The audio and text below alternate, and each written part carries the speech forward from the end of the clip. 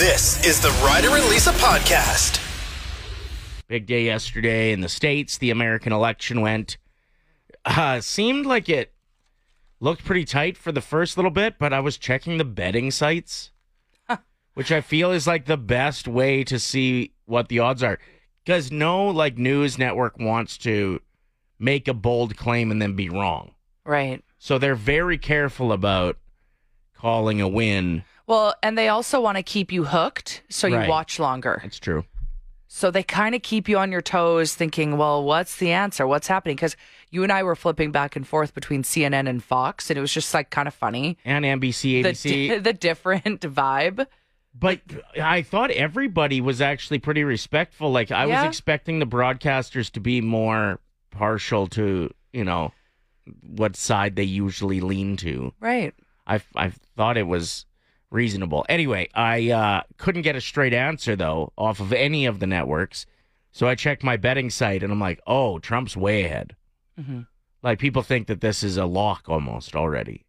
By the time, 9 o'clock hit, they still weren't obviously claiming anything. But, yeah, he was saying, if I would have bet $100 on Trump, I only would have won, $4. So that tells me he's got this locked down. There's a little tip if you want to get a straight answer on how things are going. How's your Facebook timeline today with people's reactions? It's interesting because I grew up in a small town, rural community, and spent the first 20 years of my life there. And then the next 20, I've been mainly in big cities.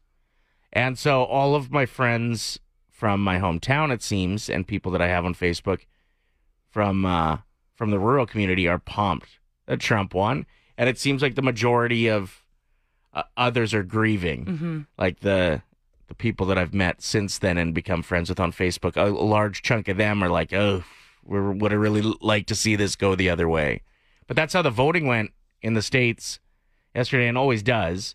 Is it the rural communities go right, and the cities, the urban communities, more so lean left. But yeah, it was Wisconsin, I think, was the big deciding factor last night. I just can't believe Trump still wants to work at 78. Yeah, that's a really good point. Especially when he likes golf as much as he does. Well, he's still going to golf. Yeah, that's true. Often. But he could golf more if he didn't have that pesky presidency. So I was at the gym last night. Wow, brag about it some more. I know, I'm insufferable. I've been twice in the past 4 months. So ended up going to the women's section. There were 3 treadmills that worked out of the 7. Okay.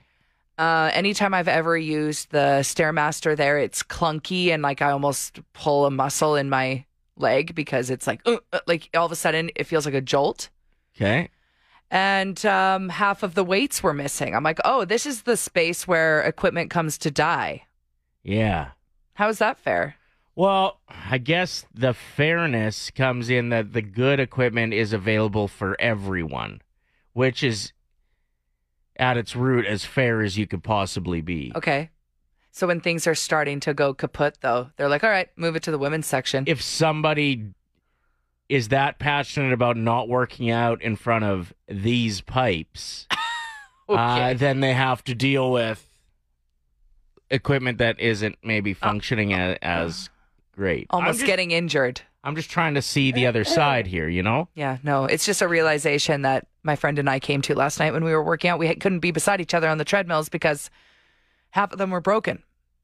That was in the ladies section. Yeah. What else happens in there?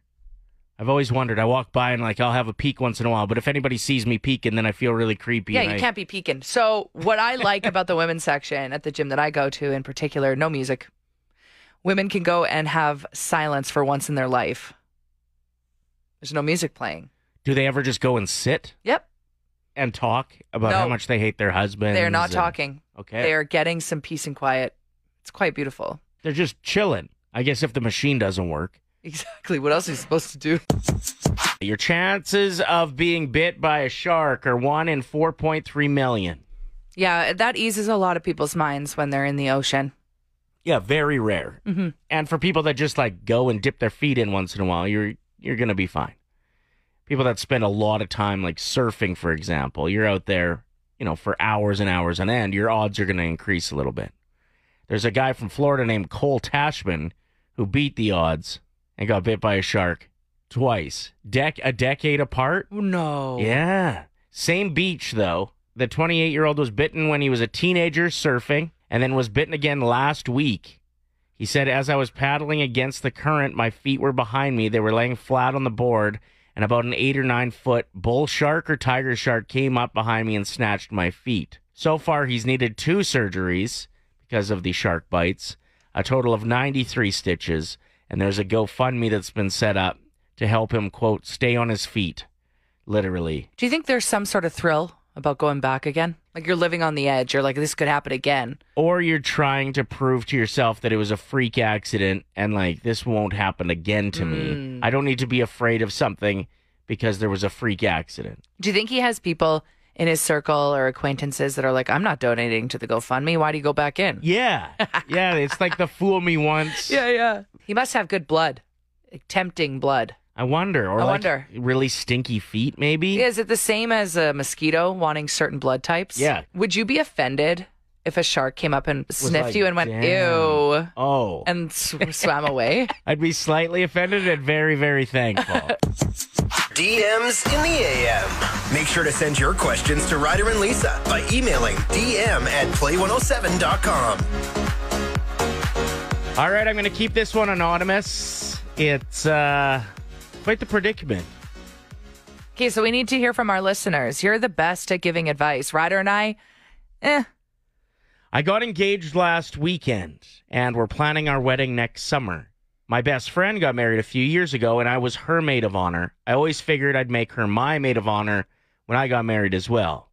The thing is, she's going through a divorce right now and is super bitter about everything.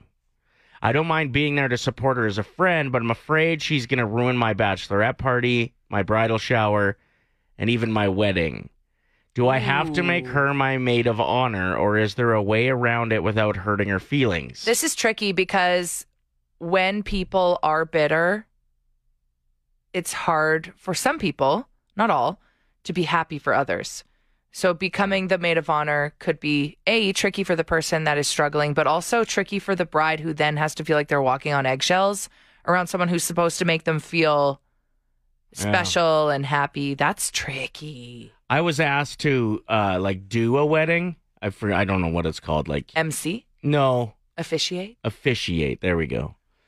And I was going through my divorce, and this friend I don't think was aware of that at that point, that it was just a rocky situation that I was in. And so I just said, I don't know if I'd be comfortable getting up there and talking about the sanctity of marriage right now. Okay. And in the position I'm in, but I'll still MC it. He wanted me to do both. I think that's fair. And that was easier. So I wonder if maybe somebody who's got their head wrapped around things would say, you know what? I don't think I'm in the right position to be your maid of honor. But what if they say, I don't want to put you in this position, and then that person's upset that you think that because I'm going through, that sounds so hard. Yeah. What's the right move? You need to get to be really good friends with someone real quick. Choose them over them? And then say no, that's a terrible idea. I think you just have to be honest with them. Do you feel comfortable? Do you have the ability to stand up there for me? And I wrote back asking if they have any siblings, because I think that's an easy route to be you know what, my sister has always been there.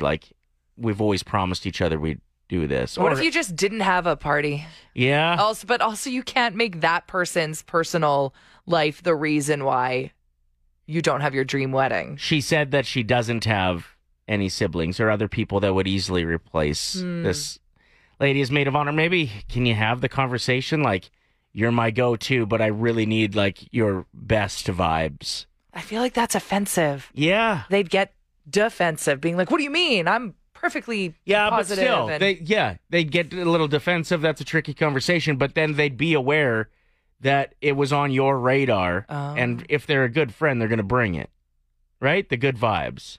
Or could you have somebody else talk to the best friend? Okay. No. Well, you can't be mad at all of my suggestions. I just feel like this is a predicament. I get why this person reached out. So now we got to rely on the listeners who maybe have been in this position before. If you have any tips. Yeah. not sure you want to choose a maid of honor who's going through a divorce and is jaded. Where are we at on this? Hit us up. Shannon wrote in, similar situation happened with me. I just straight up sat my friend down at lunch in a restaurant, said, hey, I really want you to be my maid of honor, but I'm worried that your situation might make things difficult for you and you might not want to be put in that position. We talked for over an hour about things and she told me that she will definitely be there for me. And if she does have any issues along the way, she'll tell me so I can tell one of the other girls to take over. And it worked out fantastically. That's pretty good. Yes. It's pretty Sometimes good. honesty is the best policy. Christian says next summer is a long time away for her outlook to change. Right? She could be not as bitter come next summer and just be ready to grind on the dance floor. Oh, man. Let's go. This one's pretty intense. Stacy said, you need to have the conversation because sometimes a wedding brings out the true feelings of friends, even if you think they're your best friend. I had a friend last year commit to my wedding, and then the whole year, she just wasn't a part of anything. I would send dress suggestions for her. She wouldn't respond. She only wanted to be a part of the Vegas bachelorette trip. It got to the point where she didn't speak or respond to any messages. I politely said I need to rethink having her because this issue, and she responded with, okay, and we haven't spoke since. Oof. Dang. Yeah, it's true that it's a pretty, emotionally woven thing, right? People are really invested in weddings in one way or another. It can get pretty ugly if it doesn't go well. I always appreciate Lindsay's opinions on our text line. Very straightforward, not hard. Just tell this person straight up, you're too negative right now. This is a happy, exciting time for me. You can be a guest, but someone else will be my maid of honor. See, that's a little ruthless, right? But yeah, I mean, I guess it depends on how that person reacted to you saying you were engaged. I like that first text the best about to have the conversation. Yeah, I mean, this text here from Danielle, honesty is always the best policy. I'm a little bit worried about this. Do you think you're in a spot where you can enjoy the role, or does it feel like it's a little too much right now? Yeah, I care about your feelings, but this is something that is very important to me. Can you imagine someone ruining your wedding because of how they feel and they're not a part of the couple? I don't know. I feel like it's such a common thing that happens, and it's very unfortunate. And I'm so sorry to anyone listening that had someone ruin your special day or your excitement. Ryan says, I'd put her in charge of unclogging toilets. That way she's still a part of it.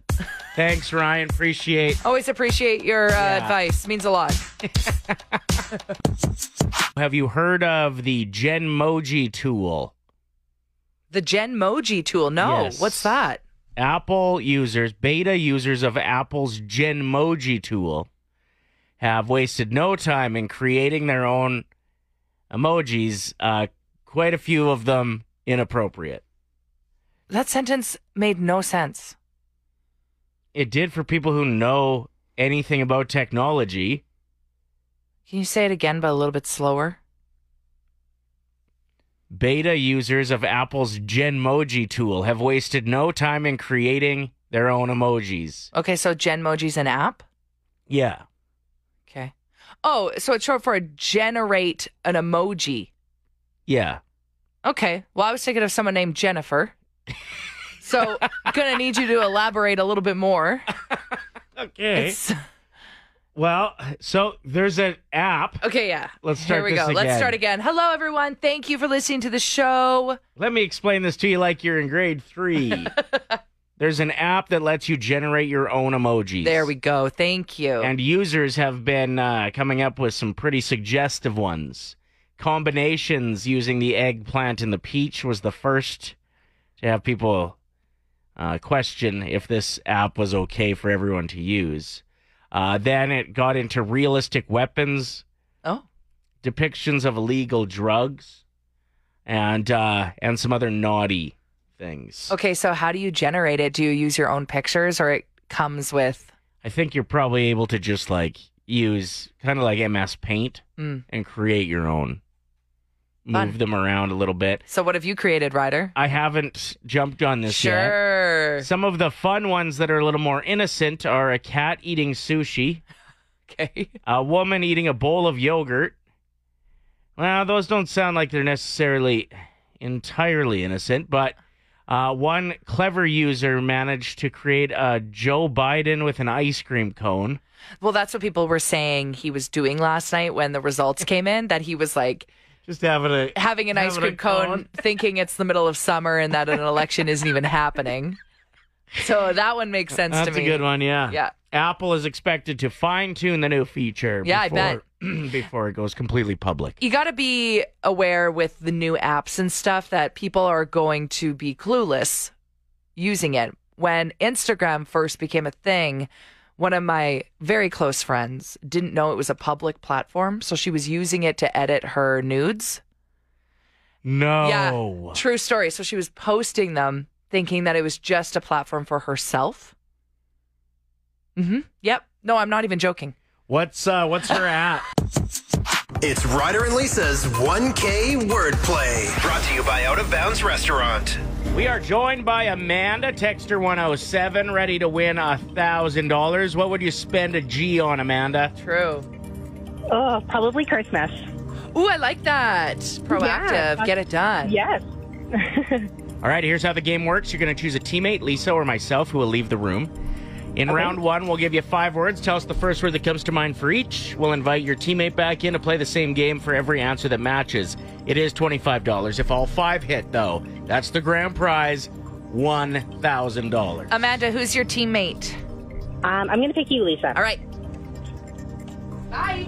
And I'm going to start the timer after I give you the first word, okay?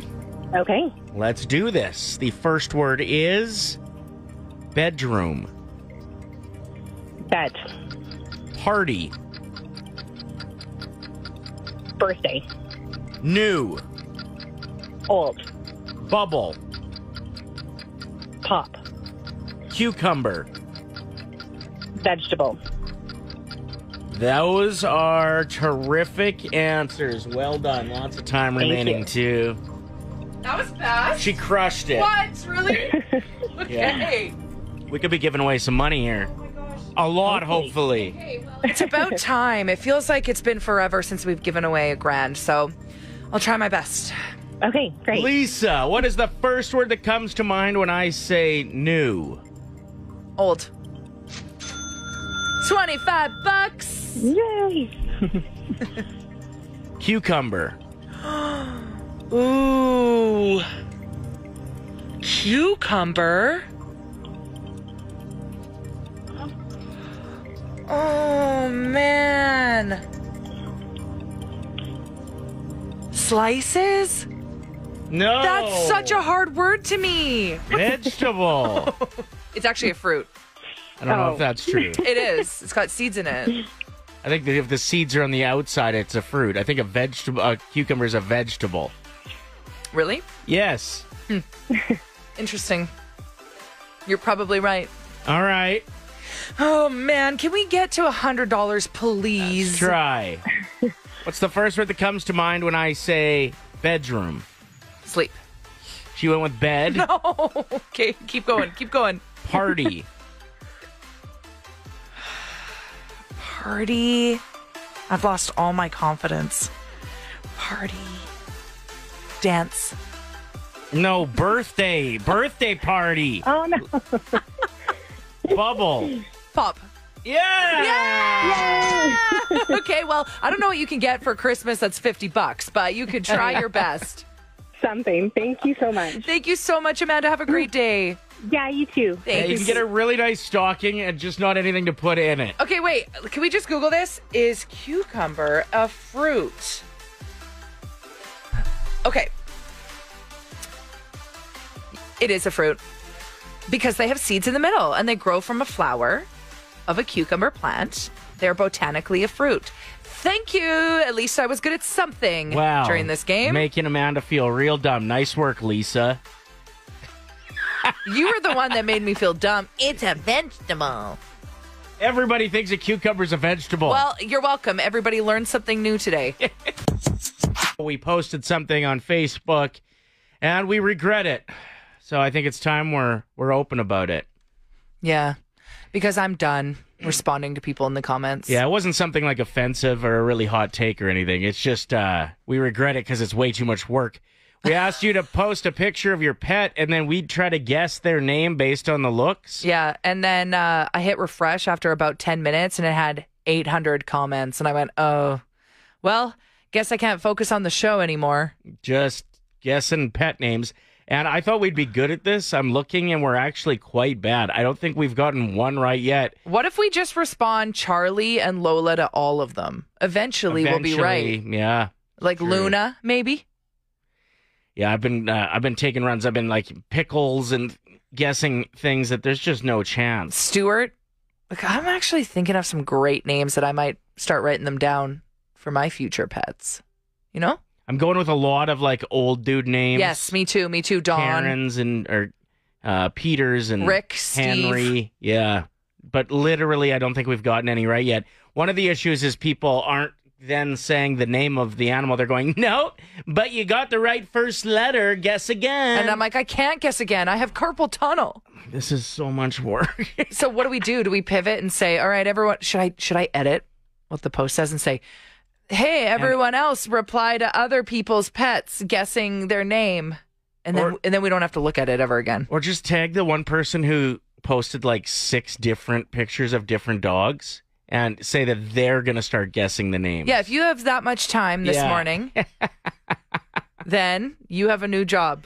Full-time gig. I'd say we've got about 3/4 of them guessed. So that's hundreds and hundreds. Yes, but now I feel bad if people take time out of their day to find their favorite picture of their pet, post in the comments, and then we ghost them. No, we have to do it. No, I don't have time today. What do you got on? I gotta go. Exactly. I'm going to pull back the curtain a little bit here. If you're wondering, everybody loves Lisa Evans. She's everybody's favorite on the show. That's not necessarily true.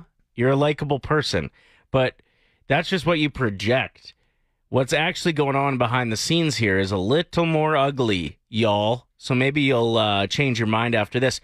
Something as beautiful as buying a baby gift for a friend. If you have been asking people for gifts for your kid and you're wondering why nobody has stepped up and purchased something, it's because it's almost impossible to navigate. So this is us off air. No, this is you off air. Well, trying to buy a beautiful, wholesome gift for somebody that we care about a lot. Here we go. Is this going to go to them or not? I'm not picking it up. How do I buy it for them? This is so f***ing stupid. What? Ryder, I literally don't know how to do this. Buy now. What? This is so dumb. Like, I'm sorry. I'm sending him $80. I can't do this. You do it. I sent it to you in a DM. I'm not dealing. So that's just a little bit. Ryder goes, Lisa, we're not just e-transferring them $80. That's so impersonal. But also, they can put that towards Skip the Dishes. Why don't you send them a Skip the Dishes gift card then? That's on the baby registry. I don't know how to do it. Why is that on the baby registry? What kind of baby is eating Skip the Dishes? Yeah, you should just be sticking in milk. A Vancouver couple is making international news. They are suing their Irish nanny for quitting without notice. Took a sick day and then just didn't return. Well, how terrible were the kids? That's what I was wondering. Like, can that be part of the process here? Is the judge? The judge gets to judge how the kids act when their parents leave the house and they're with a babysitter. Yeah, just put the kids in with the jurors. Yeah. And then let them make the decision. The Ryder and Lisa Podcast. Play 107.